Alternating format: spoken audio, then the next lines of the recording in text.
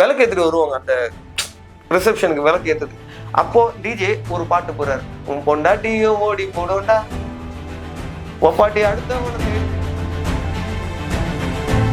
இப்போ ஒரு ப்ரோக்ராம் நடக்குது, நம்ம ஆர்டிஸ்ட் யாருன்னா உள்ள இருக்காங்களான்னு பார்க்க போனா அங்க ஒரே ஒரு டிஜே ஆப்ரேட்டர் மட்டும் தான் இருக்கும்.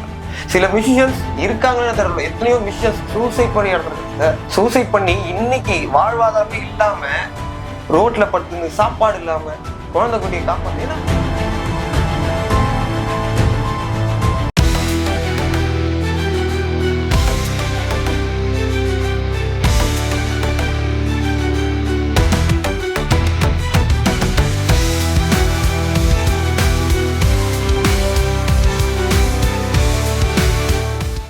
Welcome to RVR studios. இன்னைக்கு நம்ம கூட ஜாயின் பண்ணியிருக்கிறது ட்ரம்ஸ் பிளேயர் சரவணகுரு அவர்கள். வணக்கம் சார். வணக்கம். உங்களை பற்றின ஒரு சின்ன அறிமுகம் கொடுக்குறீங்களா? ஆக்சுவலா நான் ட்ரம்மர் சரவணன் ஃப்ரம் சென்னை. எங்க அப்பா ஒரு ட்ரம்மர், அவர் மூலியமா தான் நான் வந்து இந்த ஃபீல்டுக்கு வந்த குழந்தையிலேருந்து. அப்பா பேரு சம்பத், ட்ரம்மர். அவர் மூலியமா தான் நான் இந்த ஃபீல்டுக்கு வந்தேன். ஒரு 20 வருஷமா அதில் டிராவல் பண்ணிட்டு இருக்கேன். நல்லா தான் போயிட்டு இருக்கு. என்னுடைய முதற்கண் நன்றி, தேங்க்ஸ் ஆர்விஆர் ஸ்டுடியோஸ் அவர்களுக்கு. அது இல்லாம கடவுளுக்கு மிகப்பெரிய நன்றி. என்ன ட்ரம்மர் ஆக்குன என்னுடைய குருநாதர்கள் சிகாமணி அவர்கள். இப்ப அவர் இல்லை, இறந்துட்டாரு. அடுத்தது சுரேஷ் அண்ணன், அவர் தான் என்னாலையும் முடியும் நீயும் வாசிப்பேன்னு எனக்கு சில பல விஷயம் சொல்லி கொடுத்து என்ன இந்த அளவுக்கு கூட்டு வந்தது இவங்க காரணம். ரெண்டாவது என்னோட இன்ஸ்பிரேஷன் ட்ரம்மர்ஸ். நான் இவங்களை பார்த்து இப்படிலாம் வாசிக்கணும், இவங்களை பார்த்து வாசிக்கணும், ப்ராக்டிஸ் பண்ணணும், இந்த மாதிரிலாம் வாசிக்கணும். முதல் ஆள் பார்த்தீங்கன்னா சாய் என்னன்னு சொல்லிட்டு எங்க அப்பாவோட குரு அவரும் இப்ப இல்லை. ரெண்டாவது பார்த்தீங்கன்னா அவர் மாதிரிலாம் வாசிக்கணும் அப்படின்னு சொல்லி ரொம்ப ப்ராக்டிஸ் பண்ணிருக்கேன். ரெண்டாவது வில்லிவாக்கம் சங்கர் அண்ணன், அவரு எனக்கு ரொம்ப பிடிக்கும், அவர் பிளேயிங் ரொம்ப பிடிக்கும். அதுக்கப்புறம் மேனாட் சார், அவர் ஒன்லி வெஸ்டர்ன் பேண்டு தான். ரொம்ப நல்ல ட்ரம்மர், நல்ல டீச்சர். அவரை பார்த்து சில விஷயம் நான் ப்ராக்டிஸ் பண்ணியிருக்கேன். ரெண்டாவது பார்த்தீங்கன்னா லோகேஷ்னு ஒரு ட்ரம்மர், இங்க என்னோட ஃப்ரெண்டு தான். அவரு எனக்கு முன்னாடி இந்த ஃபீல்ட்ல இருக்கார். ஸோ அவரை பார்த்தெல்லாம் அவரு வாசியை பார்த்தெல்லாம் நான் வந்து நிறைய ப்ராக்டிஸ் பண்ணிருக்கேன். இப்படிலாம் வருமா, எனக்கு நிறைய டவுட்ஸ் அவர் கிளாரிஃபை பண்ணியிருக்காரு. So that's all. தேங்க்யூ. நீங்கள் எந்த வயசுலேருந்து வந்து ட்ரம்ஸ் தான் நம்ம பண்ண போகிறோம் அப்படிங்கிறது ஸ்டார்ட் பண்ணி? வயசுன்னு பார்த்தீங்கன்னா ஒரு 12-13 இயர்ஸ் இருக்கும். சாரி, எனக்கு அது இருக்கும் 12 இயர்ஸ் ஆர் 13 இயர்ஸ் இருக்கும். இப்போ எனக்கு 37 ஆகுது. கம்ப்ளீட்டாக நான் ப்ரோக்ராம்ஸ்னு இறங்கி 20 இயர்ஸ். உங்களோட முதல் ஸ்டேஜ் அனுபவங்கள், முதலாக நீங்கள் ஸ்டேஜ் ஏறி ட்ரம்ஸ் பண்ணி அதுக்கான அப்ரிசியேஷன் கிடைச்சிருக்கணும், அதெல்லாம் எப்படி? கண்டிப்பாக கிடைச்சிது. அப்ரிசியேஷன் கிடைச்சதை விட நிறைய திட்டு வாங்கன்னு தான் ஜாஸ்தி. ஓப்பனா சொல்ல போனா நிறைய திட்டுனா அந்த திட்டம் எனக்கு ஒரு பாடம் தான். இந்த பாட்டை இப்படி பிளே பண்ணக்கூடாது, இப்படி வாசிக்க கூடாது அப்படின்ற ஒரு விஷயம் தான் நிறைய நடந்தது. அதெல்லாம் நான் கொஞ்சம் கொஞ்சமா திருத்திக்கிட்டேன். எத்தனை வருஷமா நீங்க வந்து இந்த ட்ரம்ஸ் துறையில இருக்கீங்க? சார் 20 இயர்ஸ், 20 வருட காலமா நான் இந்த ஃபீல்டுல இருக்கேன். இப்பவும் கரண்ட்ல இருந்துட்டு தான் இருக்கேன். ஃபாரினுக்கு நீங்க போய் பண்ண ஷோஸ் ஏதாவது இருக்குங்களா? ஷோஸ்ன்றதோட கிளப்பிங்க்கு தான் நிறைய போயிருக்கேன் நான். இப்போ போற நெக்ஸ்ட் மந்த் அக்டோபர் 11th வந்து மலேசியா போறோம். சிஎன்எஸ்ன்னு சொல்லிட்டு அவர் வந்து டிஎம்எஸ்க்கு அப்புறம் அவர் வாய்ஸ்ல பாடக்கூடிய ஒரே ஆள் சென்னை இல்ல தமிழ்நாடு இல்ல இந்தியாவிலே அவர் மட்டும்தான். அவர் டீம்ல போறோம், மலேசியா போறோம். மற்றபடி நான் போன மலேசியா, துபாய் அந்த சைட்லாம் பாத்தீங்கன்னா கிளப்பிங்க்கு தான் நிறைய போயிருக்கேன். 6 மந்த் கான்ட்ராக்ட் அந்த மாதிரி தான் போயிருக்கேன். நல்ல ஒரு எக்ஸ்பீரியன்ஸ் கிடைச்சது எனக்கு. நல்ல ஒரு ப்ராக்டிஸ் ஆச்சு, நல்லா போச்சு. இப்ப ஆஃப்டர் கொரோனா அதுக்கான விஷயம் என்கிட்ட இல்லை. நான் போல, கொஞ்சம் ஃபேமிலி இஷ்யூஸால. So that's all. இப்போ நீங்க ஸ்டார்டிங்ல ட்ரம்ஸ் அப்படின்ற ஒரு மியூசிக் இதுக்குள்ள போகும்போது ஒரு நல்ல ஒரு பூம் கிடைச்சிருக்கும். இப்போ வந்து கொஞ்சம் கம்மியா இருக்குன்னு நினைக்கிறீங்களா? கண்டிப்பா, அது ஆணித்தனமான ஒரு உண்மை. நிறைய விஷயம் பாத்தீங்கன்னா, ஃபர்ஸ்ட் ஆஃப் ஆல் ஒரு விஷயம் சொல்லிக்கலாமா? சொல்லுங்க சார். ஒரு விஷயத்த டாமினேட் பண்ணி தான் இன்னொரு விஷயம் இருக்கும். இப்போ முதல் நாடகம் தான் போட்டிருந்தாங்க. அந்த காலத்துல லைட் மியூசிக்னா கிடையாது. 60-70 இயர்ஸ் பேக் பாத்தீங்கன்னா லைட் மியூசிக்னு ஒரு விஷயம் கிடையாது. சரிங்களா? நாடகம் தான் வந்தது. அந்த வில்லு பாட்டு அதெல்லாம் தான் ரசிச்சாங்க, கூத்த ரசிச்சாங்க. அதுக்கப்புறம் தான் சினிமா பாட்டை கேட்டு ரேடியோவில் கேட்டு சினிமா பாட்டு கச்சேரி பண்ண ஆரம்பிச்சாங்க. இப்படிதான் வந்தது. இப்போ என்னடான்னு பாத்தீங்கன்னா, இப்போ இந்த லைட் மியூசிக்கை டாமினேட் பண்ற ஒரு விஷயமா டிஜேன்னு ஒரு விஷயம் வந்து ஆக்சுவலா அது ஒரு ஹோட்டல்ஸ்லயோ கிளப் உள்ளயோ தான் அதை யூஸ் பண்ணும், அது நடத்தக்கூடும். இப்போ பாத்தீங்கன்னா எல்லா கல்யாண மண்டபத்திலயும் எந்த கல்யாண மண்டபம் போனாலும் இன்னைக்கு எல்லா கல்யாண மண்டபம் எல்லா முகூர்த்தமும் பிஸியா இருக்கு, மண்டபம் பிஸியா இருக்கு. ஸோ ஒரு ப்ரோக்ராம் நடக்குது, நம்ம ஆர்டிஸ்ட் யாருன்னா உள்ள இருக்காங்களான்னு பார்க்க போனா அங்க ஒரே ஒரு டிஜே ஆப்ரேட்டர் மட்டும் தான் இருப்பாங்க. இப்போ இன்னொரு விஷயம் கேட்டீங்கன்னா, டிஜேன்றது வந்து டிஸ்க் ஜாக்கி, கரெக்டா நான் சொல்றது? ஸோ அதை ஒரிஜினலா அதுக்கான கோர்ஸ் படிச்சுட்டு தான் அந்த டிஜேன்ற ஒரு விஷயமா நடந்துகிட்டு இருந்தது. இப்ப என்னடானா ஒரே ஒரு லேப்டாப் ஒண்ணு வச்சுக்கிட்டு பாட்டை 1 by 1 அதுக்கான சிங்க் பாட்டை போட்டுட்டு இருக்காங்க, அவ்வளவுதான் டிஜே. ஒண்ணு இல்ல, நான் ஒரு என்னுடைய கெஸ்டோடைய மேரேஜ் ஃபங்க்ஷன் ரிசப்ஷன் போயிருந்தேன். சாரி, நான் பேர் சொல்ல விரும்பல. அந்த எப்ப அந்த பொண்ணு வந்து பாத்தீங்கன்னா விளக்கு ஏத்துட்டு வருவாங்க அந்த ரிசப்ஷனுக்கு, விளக்கு ஏத்துது. அப்போ டிஜே ஒரு பாட்டு போறாரு, உன் பொண்டாட்டியும் ஓடி போடும்டா ஒப்பாட்டி அடுத்தவனை தேடி. அந்த பொண்ணு அவங்க வீட்டுல என்ன நினைப்பாங்க, கஷ்டப்பட்டு காசு போட்டு கல்யாணம் பண்ணா பொண்டாட்டி ஓடி போடுனா அந்த உள்ள. இதே லைட் மியூசிக்கா இருந்தா எவ்வளவோ நல்ல பாட்டு நானே நிறைய வாசிச்சிருக்கேன். பழைய பாட்டும் சரி, புது பாடம், ராஜா சாங்ஸ் சார் சாங்ஸும் சரி, எம்எஸ்சி சார் சாங்ஸும் சரி, அந்த மணமக்களை வாழ்த்துற மாதிரிதான் அந்த பாட்டு இருக்குமோ ஒழிய பொண்டாட்டி ஓடி போயிடும் ஒப்பாட்டி அத்தவனை பார்த்து போயிடும் இருக்காது.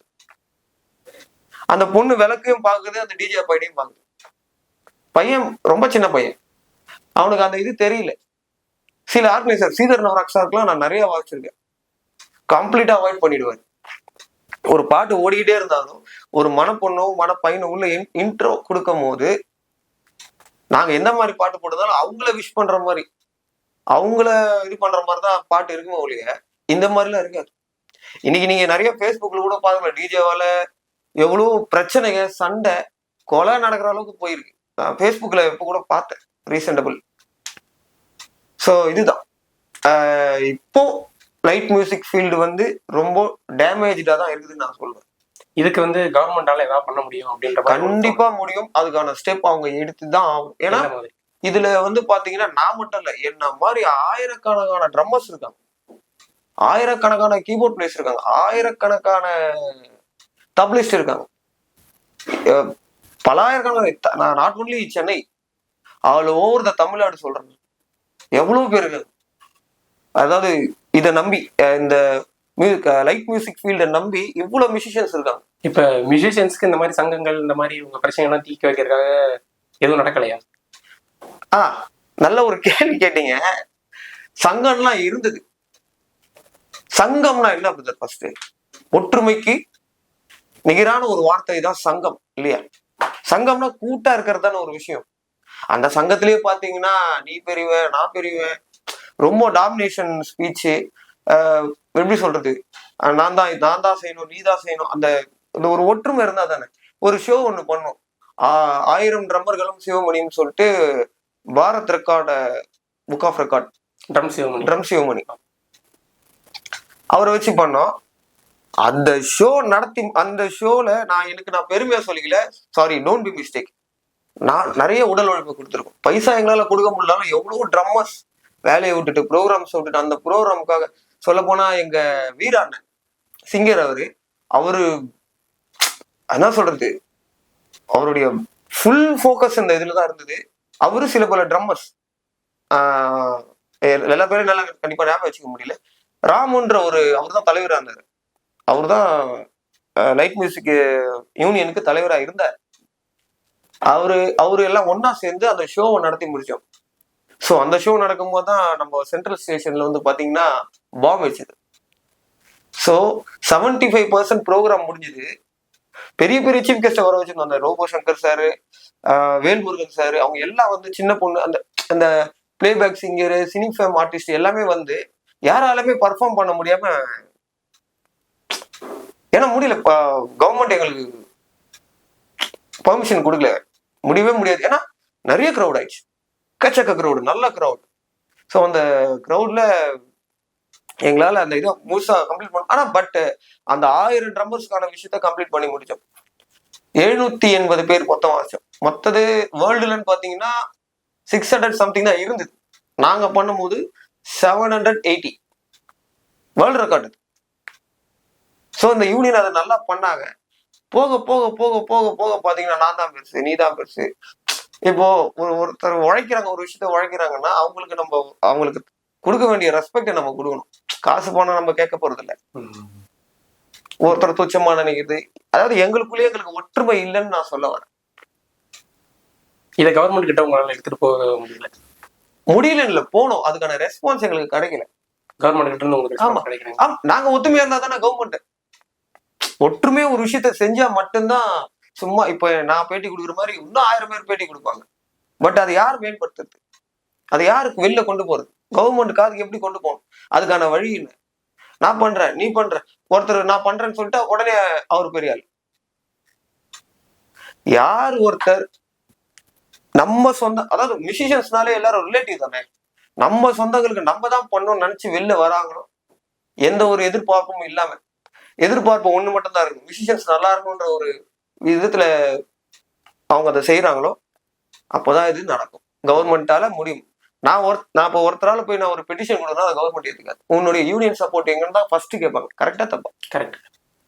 ஸோ நான் மட்டும் பேசி பேட்டி கொடுத்து நாட் யூஸ் இல்லை.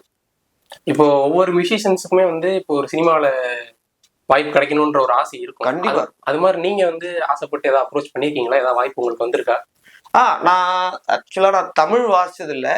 வயலின் பூபதின்னு சொல்லிட்டு ஒரு விதத்துல அவரும் எனக்கு குரு மாதிரி தான். எப்படின்னு சொன்னீங்கன்னா, எனக்கு ரிதம் பெருசா பெரியவங்கலாம் இது பார்ப்பாங்க, கண்டிப்பா பெருசா தெரியலனாலும் சில ஸ்வரங்கள் எல்லாம் எனக்கு அவர் சொல்லி கொடுத்து, கன்னட படம் ஷபாஷ் பட்டி மகனேன்னு ஒரு படம் இன்னும் ரிலீஸ் ஆகல, அந்த படத்துக்கு பேக்கப்லாம் வாசிச்சிருக்கோம். சினிமாலன்னு வாசிச்சது அவர்கிட்ட தான், வேற வாசிச்சது இல்லை. ஓகே. இப்போ ட்ரம் சிவமணியை பத்தி நீங்க சொல்லியிருந்தீங்க. அவர் வந்து ட்ரம்மர்ஸ்லேயே வந்து ஒரு முக்கியமான பெருமை சேர்க்கக்கூடியவர்னு சொல்லலாம். ஏன்னா ரொம்ப அதிகம் பேசப்படக்கூடியவர் ட்ரம்மர்ஸ்ல. இப்ப அவர் வந்து இப்போ ஒரு இசையமைப்பாளராகவும் மாறிட்டாரு. ஆமா, அதை பத்தி உங்களோட கருத்து? நல்ல விஷயம் தானே. ஒரு ஒரு நல்ல வேர்ல்டு ஃபேம் ட்ரம்மர், ஒரு மியூசிக் டைரக்டர் ஆகுறதுனா எங்களுக்கெல்லாம் ட்ரம்மர்ஸ்க்கெல்லாம் பெருமை தானே.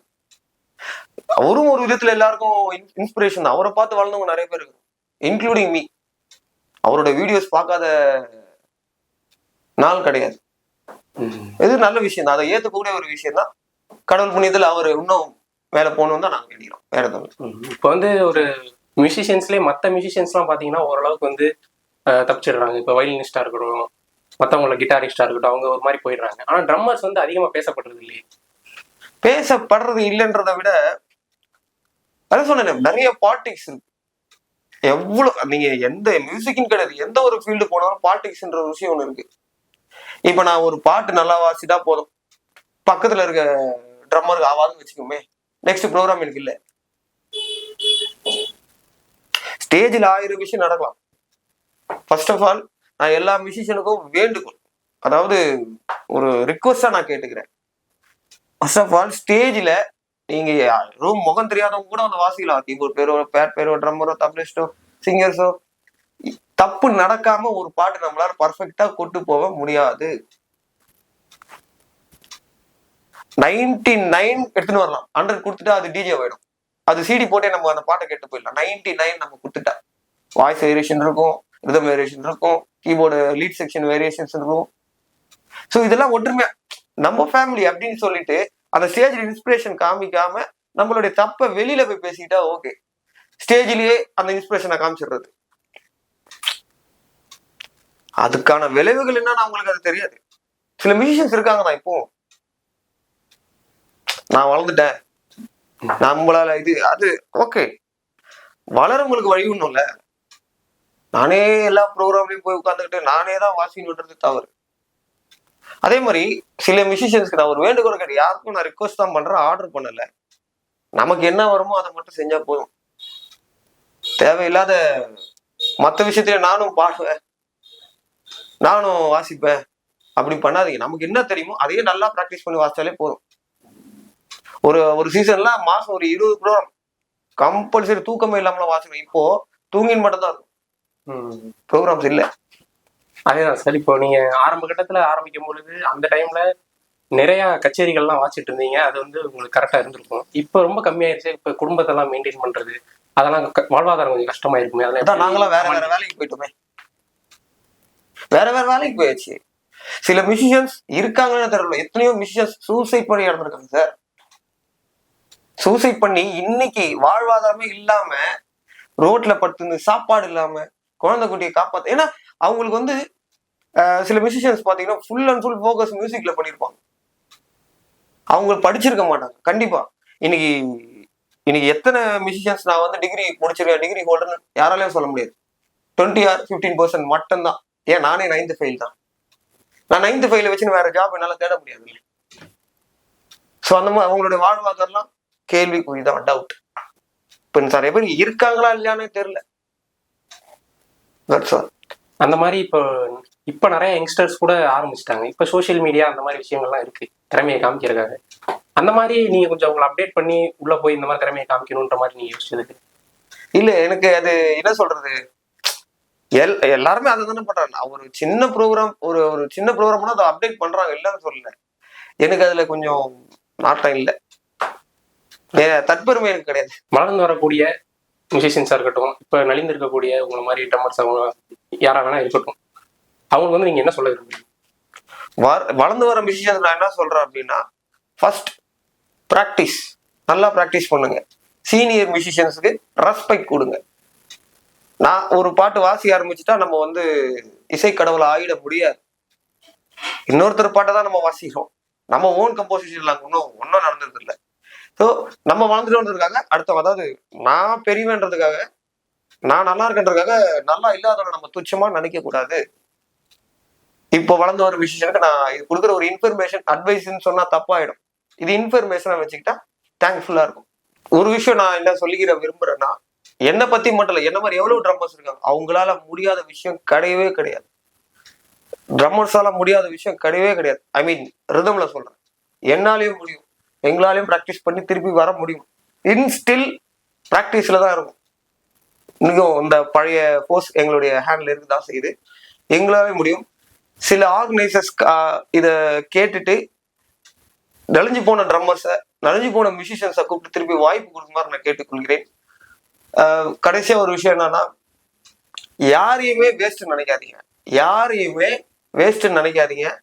அவங்களுக்குள்ளேயும் ஒரு திறமை இருக்கும், அந்த திறமையை வெளில கொண்டு வாங்க. திறமையை மட்டும் மைண்ட்ல ஏத்திக்கோங்க, ஹெட்வைட்டை தூக்கி மைண்ட்ல ஏத்திக்காதீங்க ப்ளீஸ். தேங்க்யூ. ரொம்ப நன்றி சார், இவ்வளவு நேரம் உங்களோட எக்ஸ்பீரியன்ஸ், உங்களோட கஷ்டங்கள்லாம் எனக்கு ஷேர் பண்ணியிருந்தீங்க. மேலும் உங்களுடைய இசை பயணம் தொடரணும். நன்றி நன்றி நன்றி நன்றி.